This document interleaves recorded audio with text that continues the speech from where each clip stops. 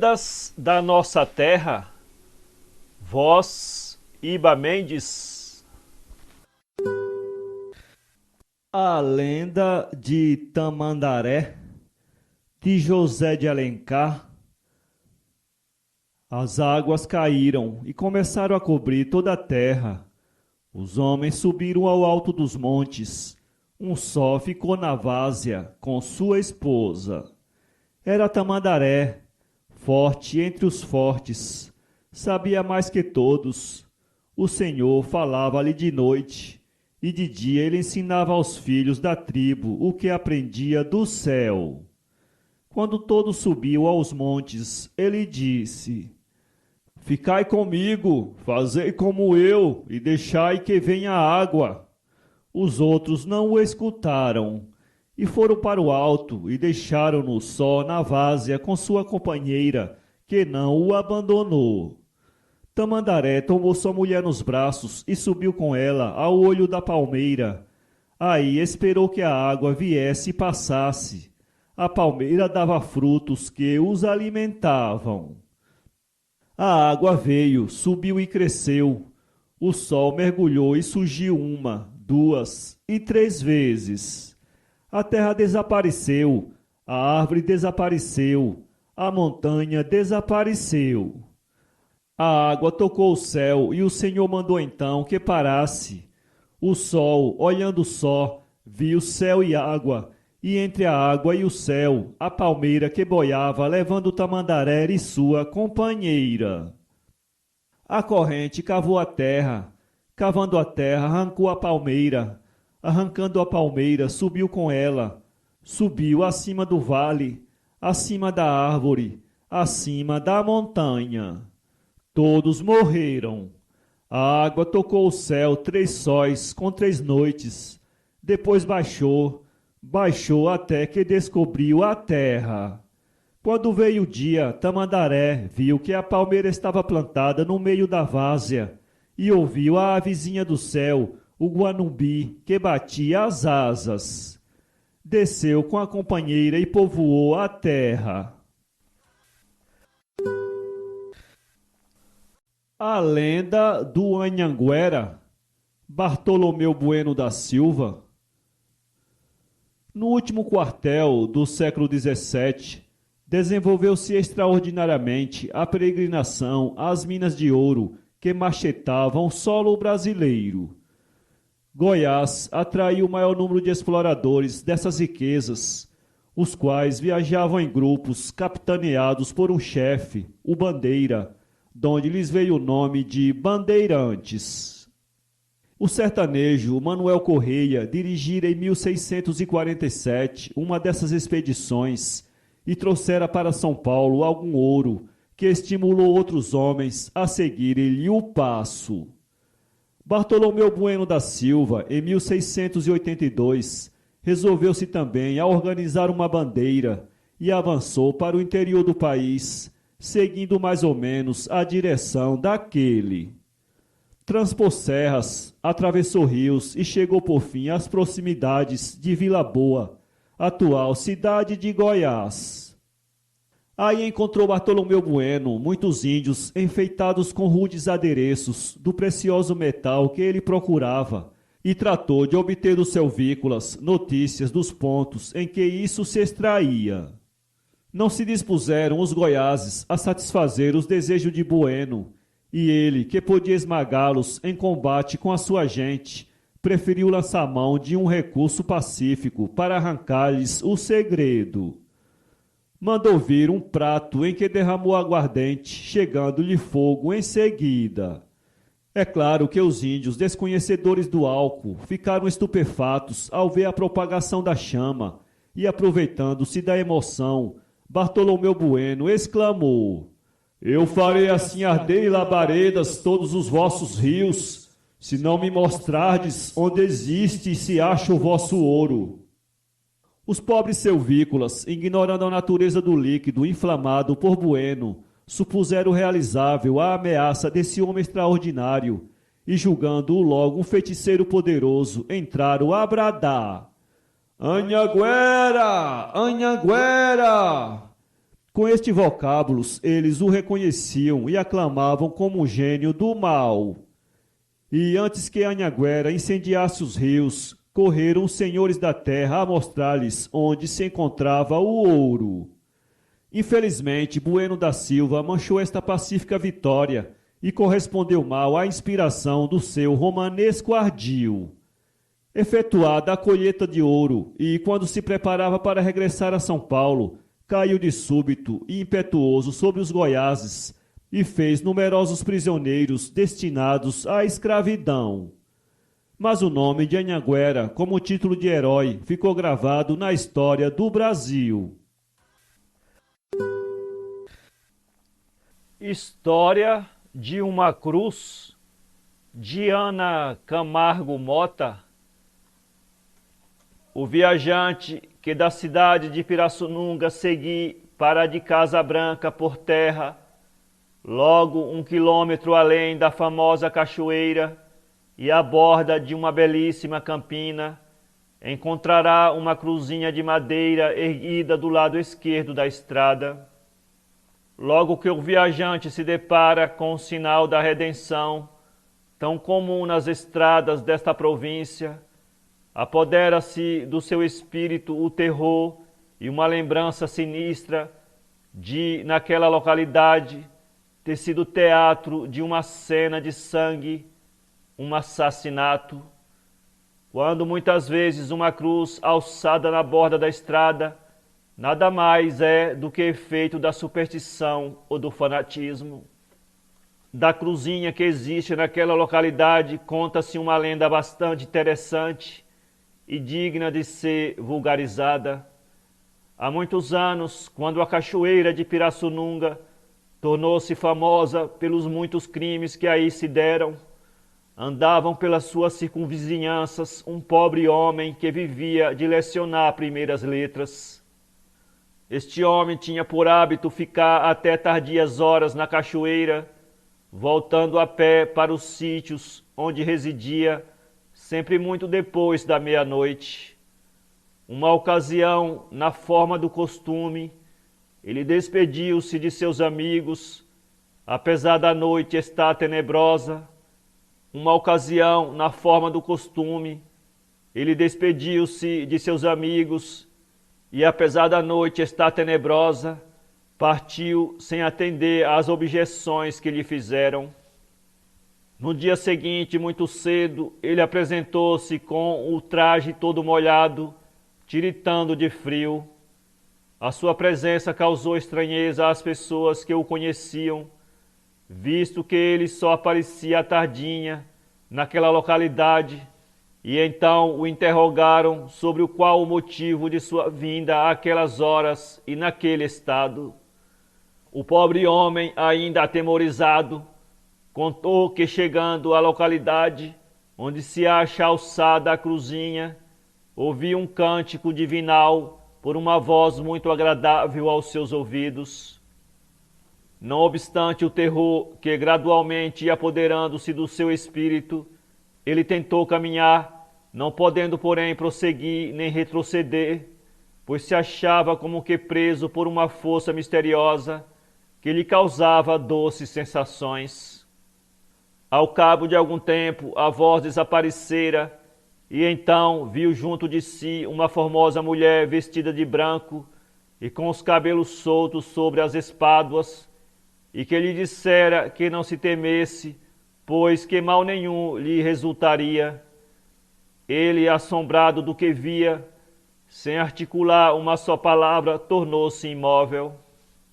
Então a aparição prosseguiu, pedindo-lhe que mandasse erguer ali uma cruz, e que depois desaparecera entre as chamas de uma luz pálida como a da lua, que aí ele perdera os sentidos, e que só despertara aos clarões da alvorada, com trinada passarinhada, que na próxima floresta saudava os primeiros raios da linda aurora.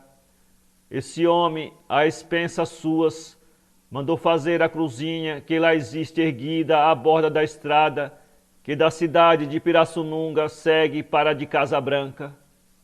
Quantos leitores não terão passado por essa estrada e visto esta cruz sem que saibam de sua história que, para o povo ilustrado, não deve ir além de uma lenda. Agosto de 1884. A lenda de Nossa Senhora das Candeias, por Francisco Bernardino de Souza. Poucos anos havia que a modesta capelinha se tinha erguido e a milagrosa imagem, encontrada junto ao rochedo, multiplicava as curas, dando vista aos que lhe a pediam confiados. Grande era a peregrinação dos devotos. Porém, muita gente também lá ia, levada apenas por mero espírito de impertinente curiosidade ou de reprovada incredulidade. Um dia entrou na capelinha um desses homens que procuram ostentar sabedoria à custa das crenças religiosas, escarnecendo-as e ridicularizando-as. Era um domingo. Muito povo se achava no recinto sagrado e havia o padre já começado o sacrifício da missa. Então esse homem, erguendo a voz e olhando para o altar, disse apontando para a Virgem em tom de escárnio: Ó, aí está a senhorinha de tantos milagres. Olharam-no os assistentes e alguém lhe disse: Se não acredita, retire-se. Para que vir aqui insultar-nos em nossa crença? Pobre povo, retorquiu o blasfemo. Pensa que uma figura de barro pode fazer milagres. De súbito a terra abre-se-lhe aos pés. Quer correr o blasfemo, força oculta o impede. Forceja em vão, atrai-o a terra, mais funda vai se tornando a cova. Haviam já lhe desaparecido os pés, as pernas, e meio corpo apenas lhe restava. Pois bem, gritou ele no supremo arranco da desesperança e do arrependimento. Pois bem, valei-me vós a quem acabo de ofender, valei-me, milagrosa Senhora das Candeias. E imediatamente deixou de afundar-se. Impossível, porém, foi ao mísero sair. Ergueu-se o povo, tentaram-se esforços inutilmente. O pobre blasfemo estava apegado à terra, que eu não queria soltar. Assim passou todo o dia, chegou a noite, sempre a mesma posição. No seguinte dia, o povo afluiu à igreja. O padre dirigiu-se para o altar, começou o sacrifício da missa, e, ao erguer da hóstia, viram todos uma menina, trajando vestes brancas, com uma grinalda de flores coroando-lhe a fronte. Ninguém soube quem era ela, ninguém a viu entrar. Chegou-se ao infeliz e, dando-lhe a mão, fê-lo sair sem dificuldade da cova em que se achava meio aterrado. E depois desapareceu, sem que se soubesse por que lugar nem de que modo. É esta a lenda que ali contam, e assim ma contaram. Verdadeiro ou não, o que é certo é que a cova ali se acha, sem que a possam fechar. Mata do Quincão, de J. Melo Marcelo. Quem demandasse a Cachoeira dos Índios ou o porto de Quiçaça pela estrada velha da Santa Rita, tinha forçosamente de atravessar a mata do Quincão, e todo viajante fazia força de alcançá-la ainda com dia claro, para completar assim a perigosa travessia. É que essa mata era mal assombrada. Dentro da pradonagem de terras, aqui da zona, esse trecho de floresta se apresentava como sendo a melhor cultura destas redondezas. Já vertendo para o vale do Rio Grande, do qual distava no máximo 5 léguas, o espigão se alteava entre os córregos Anhumas e Capituva, se revestia de espécimes raramente encontrados nas primeiras desta região. Do bálsamo ao pau-d'alho, do cedro à peroba rosa, da peroba rajada ao angico vermelho, do jequitibá ao guajuvira, do jatobá amarelo ao marinheiro, Os paus de serra se sucediam no veio desse espigão, em maciços impressionantes de altas e copudas árvores. E aí o jaracatiá contracenava com o bacuri, o urtigão com a lixa, a correeira com o catiguá do roxo, legítimos padrões de terra boa, unmosa e fresca. A prova disso também era a abundância das candiúvas, que lhe enfeitavam o picadão estreito, como um renque de plantas ornamentais. E o que mais entusiasmava o velho quincão é que, na sua mata, o próprio desponto dela, raleada em terreno mestiço, lhe oferecia a aroeira, a pataca, o faveiro e a peroba-poca para as cercas e os serviços de sol e chão que um dia tivesse de fazer na sua fazenda.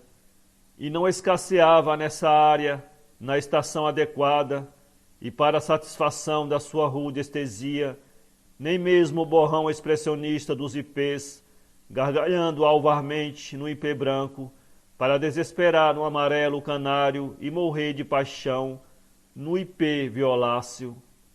Daí a razão do ciúme com que ele namorava aquele capão de mato virgem, vigiando-o como um cão de fila. Ai de quem lhe tocasse no arbusto sequer. Ele só não podia era com fogo que de vez em quando lavrava por aqueles mundos. Principalmente agora com a entrada de novos moradores, com a abertura de rocios novos, vivia o quincão sobressaltado por todo o período da seca. Assim mesmo, quando descem as suas forças, era se aproximar o mês de agosto, punha-se ele a rasgar aceiros dos lados mais vulneráveis, numa tentativa quase sempre vã de preservar a preciosidade que se estendia por uma alentada centena de alqueires, que haveria de propiciar fortuna aos filhos e netos. Chiasse na distância um carro de bois, o quincão lhe saía ao encalço, a pesquisar se não levava escondidas sob a esteira algumas lascas da sua intocável reserva. Carretão, então, é que não podia passar por perto do seu rancho, único epípeto cabível para casarão de pau a pique, coberto de sapé, que lhe servia de morada provisória desde que entrara para aquele sertão. Colocava-se ao veículo, acompanhando-o pelo túnel sombrio, até que apontasse na claridade oposta, limiar aberto para o Capituva, que os 4 esteios de sua posse ele os havia fincado à margem esquerda do Anhumas, alertado por essa sabedoria cabocla, segundo a qual a margem esquerda dos rios ou ribeirões é sempre melhor que a direita. Da boca do mato ficava olhando a jumenta primitiva sumir-se na poeira da última curva da estrada. O seu medo é que acorrentassem a caixa e arrolassem sobre a zorra do carretão alguma tora que permanecesse camuflada à beira do caminho. Ultimamente, com o desbravamento das terras circundantes e a consequente valorização das mesmas, começaram a aparecer grileiros audaciosos querendo invadir e usurpar propriedades alheias. Por mais de uma vez, agrimensores gamelas tentaram abrir picadas na sua mata, alegando a existência de marcos nela enterrados por donos imemoriais. Encontravam sempre, na mira dos seus taquimômetros e teodolitos, o trabuco decidido do indômito sertanista, acostumado a matar pintada a cacete. Desensarilhavavam no átimo o tripé dos aparelhos e desabalavam no atropelo de balizas e picadeiros, apostando corrida pelos meandros da selva, que os acicatava nos acúlios do veludo, da japecanga de folha grossa e os comburia na chama verde das urtigas. Destarte, o amor de quincão àquela mata, pela força exclusivista do seu impulso, atingia as raias do amor físico, possessivo e passional. Quando a moléstia o atirou para o fundo do catre, onde agonizara por 2 ou 3 dias nos raros momentos conscientes, quincão exclamava: "Acode, meus fios, tem gente na mata derrubando parmito." e lá saíam os filhos, chumbeira a tiracolo, só para contentar o velho, como se fosse da caça ao faminto apreciador do gratuito macarrão do tombo. E foi sonhando e dialogando com a sua selva selvagem, que Quincão exalou o derradeiro suspiro. Os direitos dos herdeiros foram transferidos para outrem, que os passou para italianos plantadores de café. Mas a mata do Quincão continua mais ou menos inviolável. Debalde ensaiaram a sua derrubada. Mais de um machadeiro foi acidentado, exprimido na queda pelo tronco ou pela ramaria de seus gigantes florestais. Ao buscar-se madeira para a edificação da sede nova, complementada com curralama, coberta, paiol e manguriões, mais de um serrador se viu alucinado ao ser atacado pelas caçunungas, pelas arapuás e sanharãs corta-cabelo, cujos enxames eram atiçados por mãos invisíveis. Tiradores de mel e de guariroba eram escorraçados por látegos inesperados, como se dríades vigilantes determinasse a um guarda poderoso a sumária expulsão dos vendilhões do templo. E mais de um adolescente se perdeu na escuridão dessa mataria, como se atraído pelo filtro enfeitiçante de sedutora uma dríade que vingasse a ousadia do pequeno lenhador. À noite, então, é que era mais denso e mais abracadabrante o estranho pavor que pesava sobre toda aquela cercania. Mais de um viandante chegara em casa esbaforido, porque vira atônito, ao passar pelo mataréu, amplos e alvos lençóis dependurados pelo arvoredo, como a defendê-lo de qualquer penetração.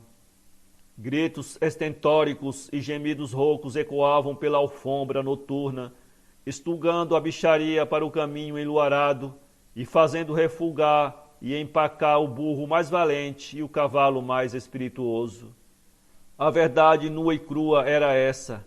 Há 10 horas ninguém mais passava pela mata do Quincão.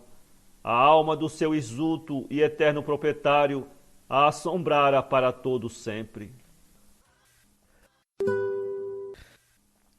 O Senhor do Corpo Santo. Lenda brasileira.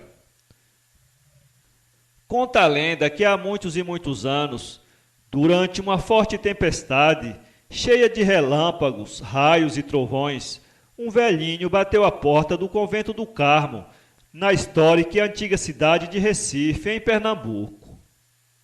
O porteiro admirou-se de que alguém enfrentasse aquela tempestade e, receoso, abriu vagarosamente a porta. Deparou com um velhinho de aspecto paupérrimo que, com voz doce e triste, pediu para que o deixasse repousar ali aquela noite. O porteiro, um leigo, grosseiro e mau, mandou o velhinho dormir na rua, sob qualquer árvore ou debaixo das pontes, e bateu a porta com violência. O velhinho retirou-se muito humilde e, apoiado no seu bastão, dirigiu-se à igreja de São Pedro Gonçalves. Ali, pensou o pobre velhinho, talvez eu tenha melhor sorte. E teve. O sacristão, bondoso, ao vê-lo todo molhado, penalizou-se e deixou que ele entrasse. Deu-lhe comida e uma toalha para que se enxugasse. Na sacristia havia um colchão. O sacristão indicou-o ao velhinho para que ele repousasse melhor.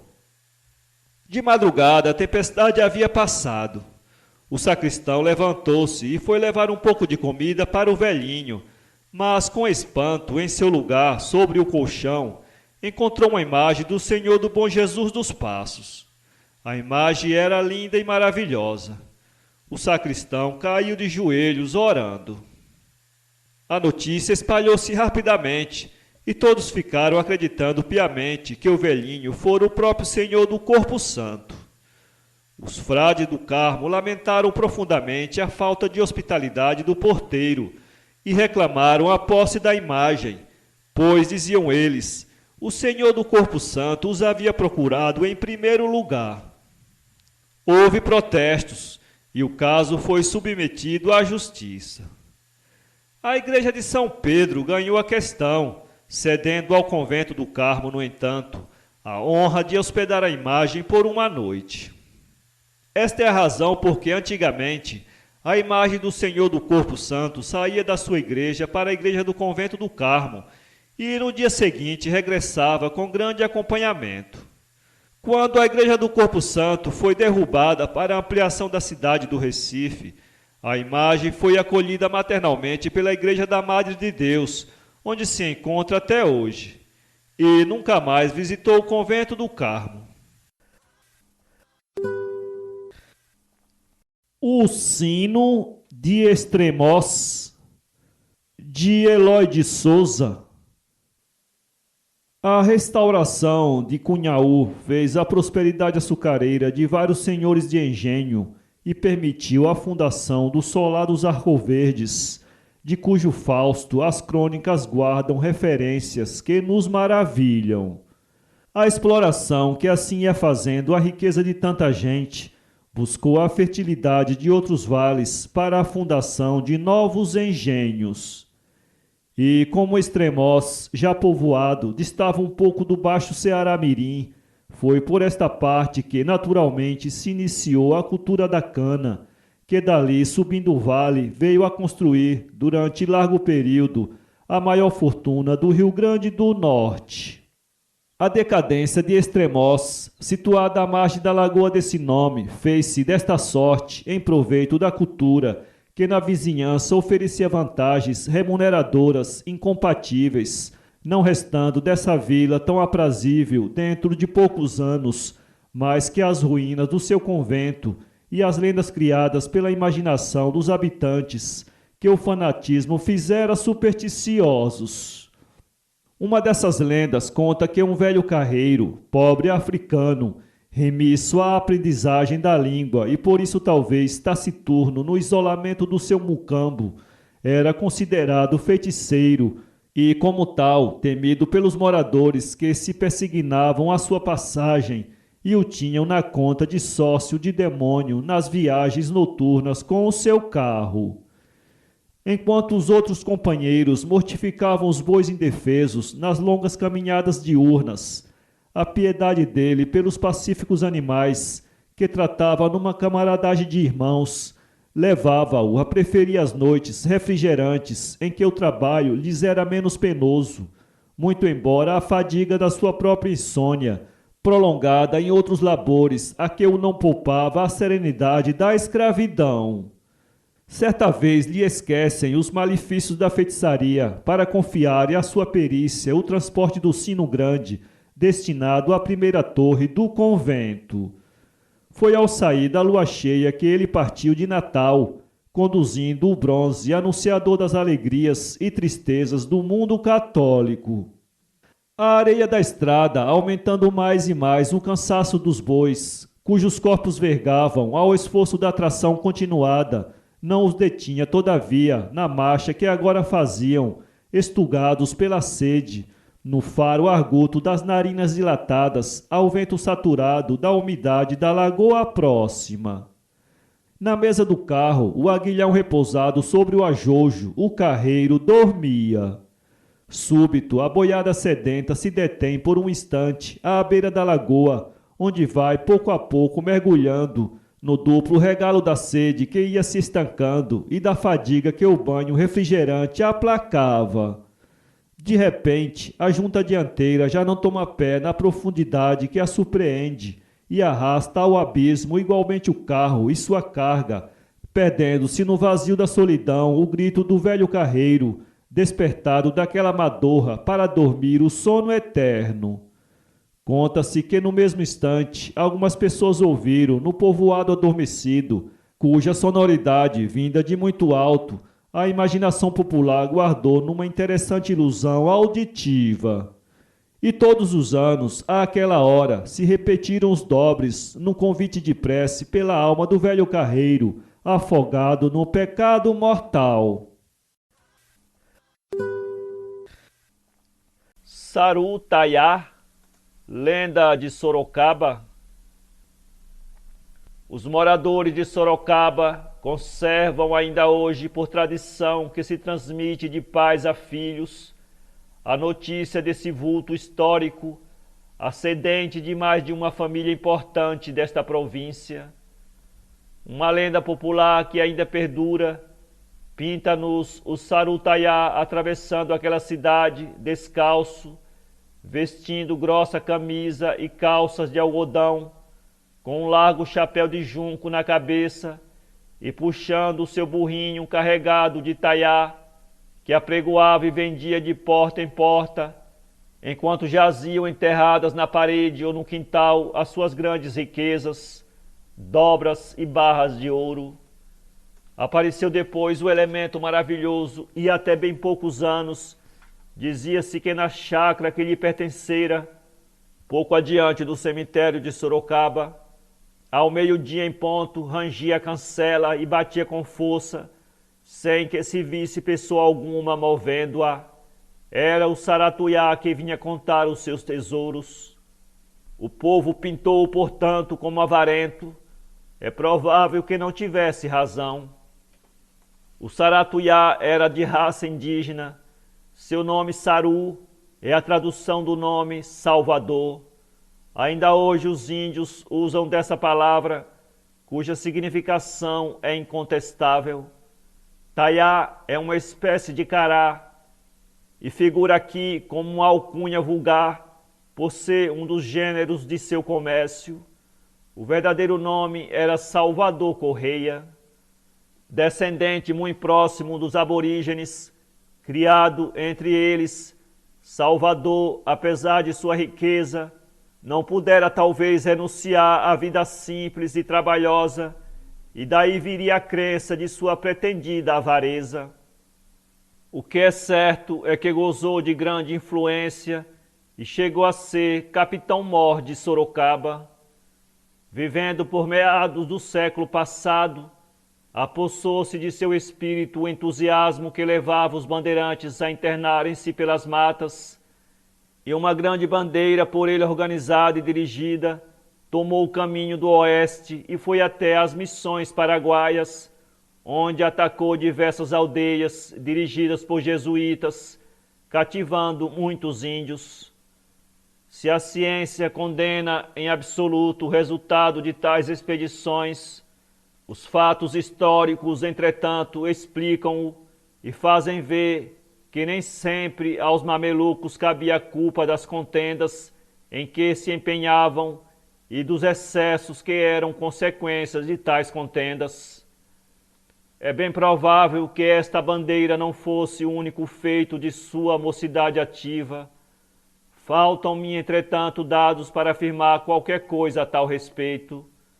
O resto de sua vida, passada em Sorocaba, foi simples e só a lenda popular nolo conservou. A Casa Velha do Caminho, de Raquel Prado. Vês aquela casa grande e silenciosa, cujas trepadeiras silvestres lhe enfeitam a fachada, como para lhe dar um aspecto mais sereno? Pois aquela morada tem a sua história que a lenda popular bardou de poesia. Contam que outrora ali vivera uma moça de rara beleza e muito piedosa, que se tornou o anjo bom da povoação. Chamava-se Isabel, e todas as manhãs, antes do sol nascer, ela cobria-se com uma longa capa e levava num cesto com pães, medicamentos e roupas para distribuir aos necessitados da vizinhança. Ninguém batia à sua porta que não fosse socorrido. Isabel, boa e generosa, deveria ser feliz. No entanto, as agruras feriram-lhe bem fundo o seu coração de anjo. Desde jovem, ela experimentou grandes dores. Perdeu os seus pais que a adoravam quando tinha apenas 12 anos. Depois viveu sempre ao lado de uma velha tia que era profundamente religiosa e que a queria com extremos, fazendo-lhe todas as vontades. Isabel era uma linda flor do campo, plena dessa pureza simples e ideal que em vão se procura nas moças da cidade. A sua piedade e beleza eram conhecidas de todos os forasteiros que vinham bater à sua porta em busca de consolo ou remédio para a cura dos seus males. A sua serenidade e o ambiente de puro misticismo em que vivia deram-lhe esse ar de bondade e doçura que repousa e tranquiliza os mais aflitos. As suas palavras eram consoladoras e proféticas. Em pouco tempo, Isabel foi adorada com o cognome de Anjo Bom. E assim viveu muitos anos, animando, curando e consolando. Mas um dia Isabel não acordou. Fora mergulhada em sono profundo. Os seus adoradores vieram em prantos velar o seu último sono. As horas decorriam e a fisionomia serena do Anjo Bom resplandecia em beleza. Na sua fronte havia uma auréola de serenidade. Os seus olhos lindamente abertos exprimiam doçura. A boca sorria piedosamente. Todas as belas flores com que adornaram o seu corpo ficavam mais belas e não emurcheciam. As luzes brilhavam como o sol. As velas permaneciam intactas, embora uma luz pairasse em todo o aposento. Passaram-se dias e dias, até que o vigário da vila resolveu colocá-la em uma urna com tampa de cristal e guardá-la na igreja. Assim, o Anjo Bom é venerado até hoje e já se tem passado longos anos. E a Casa Velha do Caminho, impregnada de suave lenda popular, permanece quase em ruínas, com as suas janelas abertas, onde os pássaros fazem seus ninhos e cantam seus hinos ao nascer do sol. A trepadeira silvestre floresce de vez em vez, com flores tão brancas e perfumadas que lembram a alma do Anjo Bom, que foi a dona de tão poética morada. A fronteira de Coelho Neto. Noite alta e morna. O rio rolava vagarosamente as suas grandes águas, e a veneranda seiva de troncos virgens enchia a solidão com seu murmúrio solene, quando chegou ao povoado um cavaleiro. O animal que ele cavalgava, humilde e arquejante, denunciava um longo e desabrido galope, e a pressa com que saltou da cela à porta da primeira cabana, fechada e silenciosa, fazia suspeitar que algum acontecimento grave o levava a empreender tão arriscada viagem, através da floresta percorrida pelos animais bravios. Bateu com força e, como não lhe respondessem, bateu de novo. Falaram. «Abre!» bradou imperativamente. Logo rangeu o ferrolho e, num raio de luz, apareceu no limiar da porta a valida figura de um sertanejo, trazendo apenas sobre o corpo uma camisola ampla que lhe chegava aos pés. «As nossas terras vão ser tomadas», disse o recém-chegado antes mesmo de saudar o sertanejo. «Vim por essas matas a todo galope para ver se ainda chegava tempo de prevenir-vos.» «Vão ser tomadas», exclamou o outro, pasmado. «Sim, estrangeiros efetuaram um desembarque e vêm pela floresta armados.» «E então, que havemos de fazer?»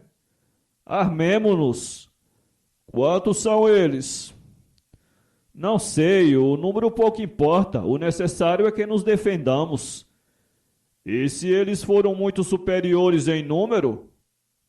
«Não importa. Se eu aqui vivesse isolado, da porta da minha cabana faria fogo sobre os invasores, até cair atravessado por uma bala.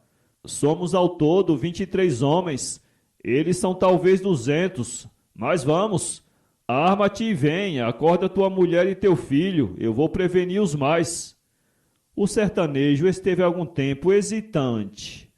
O murmúrio da floresta crescia com o vento, dando por vezes a ilusão de tambores rufados ao longe. «Eles aí vêm.» Eles aí vêm, não há tempo a perder. Se morrermos, todos os nossos corpos ficarão marcando a fronteira da pátria. Pelas nossas ossadas e pelas cinzas das nossas cabanas, os que vierem mais tarde conhecerão o limite do Brasil. Vamos! Falta-nos uma bandeira. Temos, porém, um céu, o grande céu. E o choro assustado de nossos filhos excita-nos mais do que os clarins de guerra. Vamos! Vamos! Bradou o sertanejo correndo a buscar a sua arma de caça. Quando luziu a madrugada formosa, todos os homens do povoado estavam de pé, de arma em punho, entrincheirados, esperando o invasor. As mulheres intrépidas, que não haviam querido deixar os maridos, apertavam ao colo os filhos que dormiam, e todos os olhos estavam cravados no caminho onde deviam aparecer os estrangeiros. Era quase meio-dia, o sol abrasava, quando os primeiros soldados surgiram tranquilamente, pisando com orgulho a terra que julgavam abandonada. À frente caminhava o oficial garboso, fazendo brilhar ao sol a sua espada nua. Mas um grito atruou: "Viva o Brasil!" E logo uma descarga retumbou no silêncio. Os invasores, surpreendidos, recuaram. Eram em número muito superior ao dos que defendiam a terra natal, posto que 5 deles já escabujassem no solo, alcançados pelas balas certeiras dos sertanejos. Lenda brasileira.